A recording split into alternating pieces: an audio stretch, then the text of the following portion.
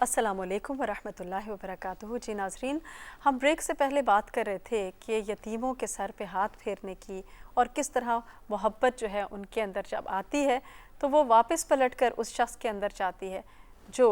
ان کو محبت دے رہا ہوتا ہے، اور اس شخص کا دل جو ہے وہ نرم ہو جاتا ہے۔ اسی وجہ سے ہم دیکھتے ہیں کہ ریکمینڈ کیا جاتا ہے ماؤں کو کہ وہ اپنے بچوں کو دودھ پلائیں،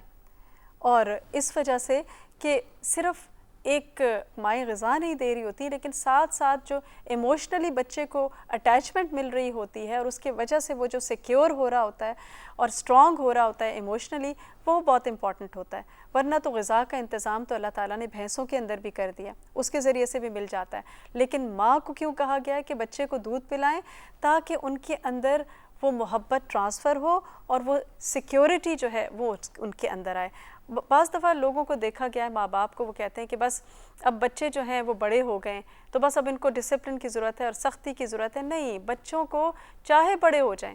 ان کو ماں باپ کی محبت کی ضرورت رہتی ہے، اور اب اگر آپ ان کو محبت نہیں دیتے تو ان کے اندر ایک خاص قسم کی کمی رہ جاتی ہے۔ آپ صلی اللہ علیہ وسلم بھی کس طرح محبت کا معاملہ کرتے تھے، حسن اور حسین رضی اللہ تعالیٰ عنہما کو کس طرح اٹھاتے، ان کو پیار کرتے، تو یہ اللہ کی رحمت ہوتی ہے۔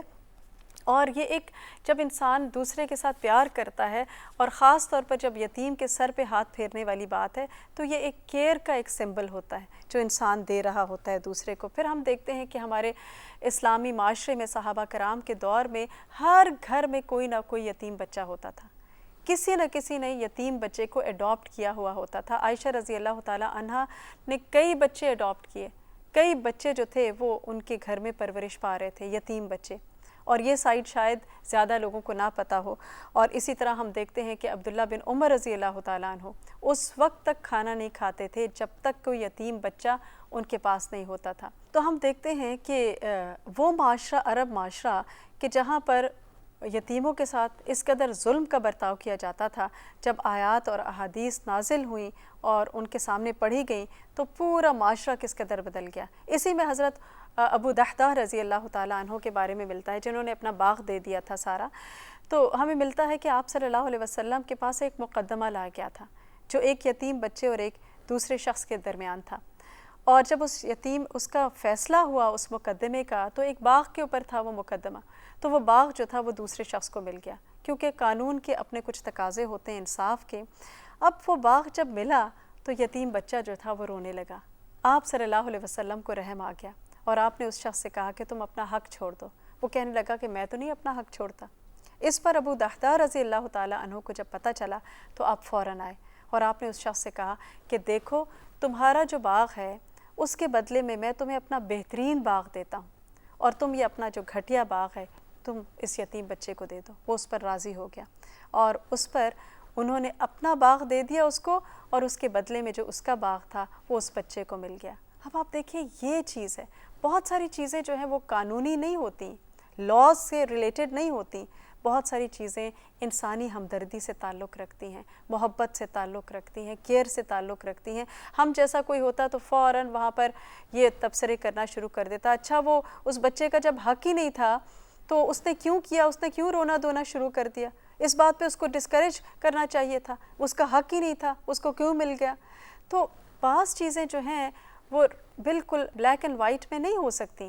بعض چیزیں جو ہیں وہ ہمدردی میں ہوتی ہیں۔ اور آپ دیکھیں کہ انسانی جذبات، اور اس پہ پھر بچے، خاص طور پہ بچے ناسمجھ ہوتے ہیں، اور آپ بعض دفعہ ان کو اگر کچھ بتاتے بھی ہیں تو وہ نہیں سمجھ کر دیتے، تو ہو سکتا ہے اس بچے کے اندر اس باغ کی اتنی ایموشنل اٹیچمنٹ ہوتی کہ اس وجہ سے وہ نہیں دے پا رہا تھا۔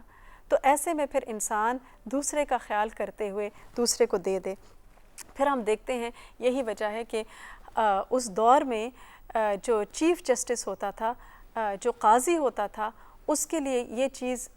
مینڈیٹری تھی کہ وہ یتیم بچوں کا گارڈین بنے، یعنی کوئی بھی جو گورنمنٹ آفیشل ہوتا تھا یا ہائی پوزیشن کے اوپر ہوتا تھا تو اس کو کہا جاتا تھا کہ وہ یتیم بچوں کی کفالت کرے، ان کا گارڈین بنے۔ اور وہ اس وجہ سے کہ آپ دیکھیں کہ ایک یتیم بچہ ہے، اس کا باپ کو چھوڑ کے گیا ہے، اب یہ کیا ہوتا ہے کہ رشتہ دار جو ہیں وہ آپس میں ملی بھگت کر کے اس کا حق کھا جاتے ہیں۔ اب وہ بیچارہ کہاں جائے، کس سے مانگے؟ تو کاؤنٹر چیک کرنے کے لیے ان کو کہا جاتا تھا کہ وہ ان کے گارڈین بنے اور ان کی کفالت کریں۔ تو اس طرح آپ دیکھیے کہ ایسا معاشرہ جہاں پر ہم دیکھتے ہیں کہ یتیموں کا خیال رکھا جاتا ہے، مسکینوں کو کھلایا جاتا ہے، تو ایسا معاشرہ جو ہے وہ بہترین معاشرہ ہوتا ہے۔ اور پھر آپ دیکھیے کہ اسلام جب آیا تو اس وقت یہ انتظار نہیں کیا گیا کہ ایک پراپر اسلامک گورنمنٹ جب بنے گی مدینہ میں تو ان کے حقوق ان کو دیے جائیں گے، نہیں، ابھی تو نماز بھی فرض نہیں ہوئی تھی، لیکن اس سے پہلے ہی یتیموں کے اور مسکینوں کے اور معاشرے کے جو کمزور طبقات تھے ان کے حقوق کے اوپر ابھارا گیا اور ان کے حقوق پورے کرنے کے اوپر بات کی گئی۔ تو اللہ تعالیٰ ہمیں توفیق دے کہ ہم بھی اپنے معاشرے کے جو کمزور طبقات ہیں ان کے حقوق کی حفاظت کر سکیں اور ان کے ساتھ بہترین معاملہ کر سکیں۔ وآخر دعوانا ان الحمد للہ رب العالمین، سبحانک اللہم و بحمدک، اشہد ان لا الہ الا انت، استغفرک و اتوب الیک۔ السلام علیکم ورحمۃ اللہ وبرکاتہ۔